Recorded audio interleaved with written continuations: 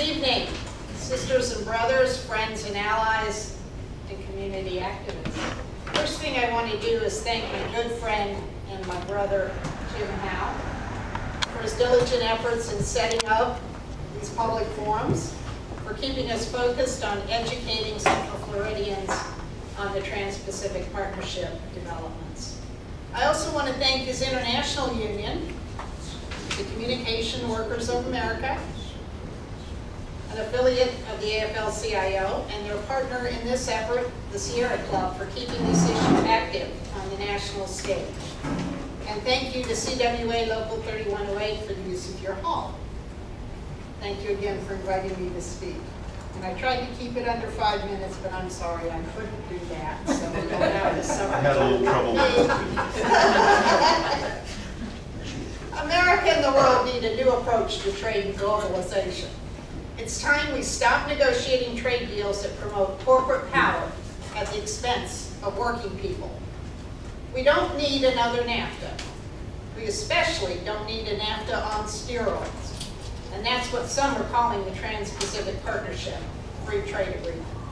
Some are also calling it a wish list of the 1%. The Trans-Pacific Partnership Free Trade Agreement has the potential to set a new higher standard for trade policy in the 21st century, and the potential to affect 2/3 of the world's trade between the U.S. and 11 Pacific Rim countries. But will it? We don't really know. Unfortunately, these negotiations are taking place behind closed doors, with secret meetings in the shadows and out of sight of Congress and the American people. More talks were held last week in Washington, D.C. As reported by the U.S. Trade Representative, the 12 countries worked towards solutions and next steps on a range of issues. Progress was made, and discussion held on how best to resolve other issues. More talks will be held next month in Bali. More talks were held this week. We don't know what they are. The AFL-CIO has serious concerns that this new trade policy will follow the same old NAFTA-based trade model that pits workers in one country against workers in another country. A race to the bottom on wages and benefits that benefits no worker and provides huge profits to multinational companies, companies that hold no allegiance to any country. America needs a strategy that focuses on creating high-wage jobs, encourages workers to have a voice on the job. America needs a policy that supports manufacturing and reinvestment in our infrastructure and in our people to meet the challenges of a global marketplace. America cannot afford another trade agreement that suppresses wages, pollutes our air and water, violates our fundamental labor rights, hollows out our industrial base, and adds to our trade deficit. We don't need another NAFTA. We need a new model for the 21st century. We need a model that addresses the ever-increasing income inequality, a model that strengthens our economy and promotes sustainable growth. We need a model that, instead of promoting a race to the bottom, is a model that allows the workers who create the wealth to share in the gains from increased trade, no matter in which country they work. Multinational corporations use the U.S. flag as a flag of convenience for trade talks. They don't pay U.S. taxes on their profits, yet they seek to define our national interest in trade negotiations. They seek to increase their profits by pitting countries against one another in their quest for foreign investment through reducing labor, environmental, and social costs. These corporations have interests that are fundamentally at odds with the interest of our workers and other Pacific Rim country workers who seek to raise their own living standards. These global corporations look for profits by advancing deregulation, privatization, tax, and other preferential treatment for themselves, while weakening workers' bargaining power and removing social safety nets. We have seen the results over the past 20 years in trade deficits, in lost jobs, rising inequality, falling wages, and weakened governance. We increased our trade deficit from $75 billion to over $540 billion, and 683,000 workers either lost their jobs or were displaced in the last 20 years. We don't need another NAFTA. Worse is the increasing tilt towards support of the richest 1%, the Walmart owners of the world, where single foreign-owned businesses are allowed to bypass domestic courts to challenge our elected government's laws in such areas as labor, environmental, and food safety regulations by setting up their own dispute resolution tribunals, staffed by their own corporate attorneys. Workers and citizens, state and local governments don't have such rights. In fact, if these tribunals find that a country has passed a law or enacted a regulation that harms their potential profits, the country can be fined. And it is us taxpayers who pay. We don't need another NAFTA.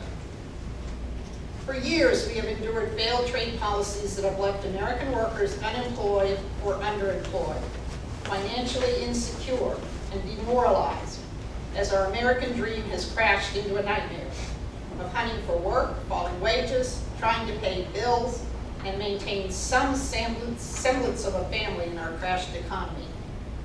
We witnessed firsthand the closing of factories. Some of you may have trained your replacement workers as your place of business closed the doors and moved offshore.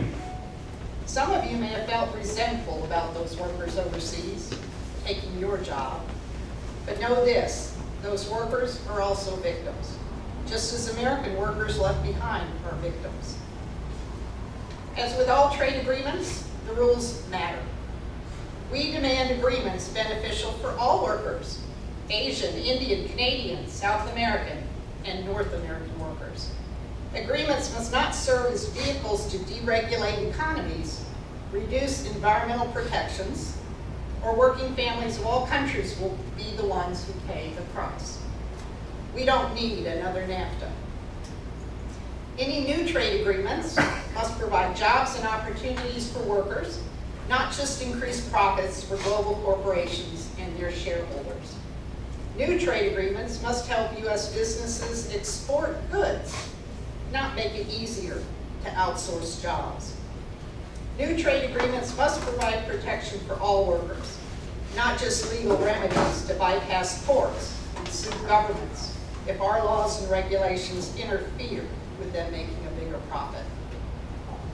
Secrecy surrounding meetings prevents us from knowing whether the Trans-Pacific Partnership will be good for America and its workers, or whether it continues the same failed trade policies of previous administrations. We don't need another NAFTA.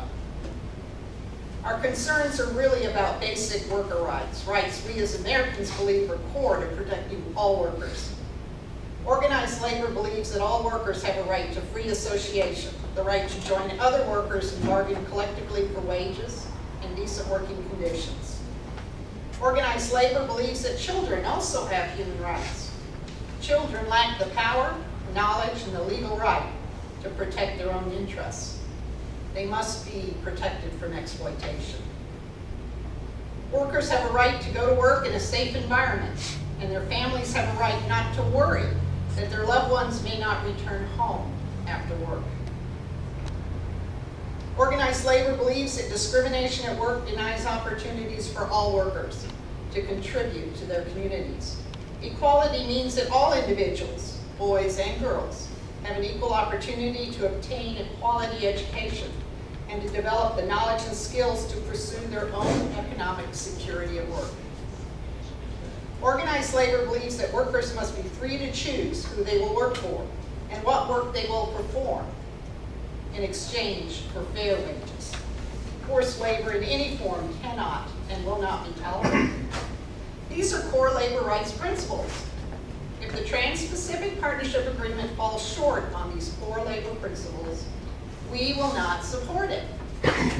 I'm quite sure that those of you who support our labor family agree it falls short on your issues as well. We don't need another NAFTA. Do we need to repeat the free trade fiascos of recent years when we imported toxic toothpaste, toxic pet food, and toxic children's toys from China? We don't need another NAFTA. Do we need to elevate corporations to be on equal terms with governments? The Trans-Pacific Partnership proposes to grant special privileges to corporations to challenge our laws, our regulations, and our court decisions through enforcement by special tribunals set up outside our country's laws. We don't need another NAFTA. Do we need to create new super rights for foreign corporations if they think our environmental laws, our labor, and our safety laws get in the way of their profits? Do we need to guarantee foreign corporations a minimum standard of treatment? What about a worker's minimum standard of treatment? We don't need another NAFTA. Do we really want our government to agree to prohibit national Buy American and state level Buy local laws? We don't need another NAFTA. Together, we must demand our sisters and brothers get a fair wage, safe working conditions, and environmental protections for clean air and safe waterways. Together, we must demand that medications are readily available and cost-effective for citizens at home and in foreign lands. We must demand that the food supply is grown without the use of harmful chemicals. Join labor as we forge forward in our fight for all workers. We must raise our voices in unison. Our message is that each citizen of the world deserves the same things that we want for ourselves. In unity, we must tell officials, we the people elected, that we are not going to stand by as spectators as our livelihoods and our society are torn apart, one job, one community, one small business, one regulation, one law, or one day at a time. We will stand with our fellow workers abroad to ensure they have every worker's safety and wage protection, every environmental protection, and access to health care and comfortable working conditions. We must demand that Congress exercise their constitutional authority, oversee and regulate commerce, to approve any trade agreement, and ensure that all interested stakeholders, not just corporate lobbyists, have a say in what those trade provisions contain. We encourage public participation and scrutiny.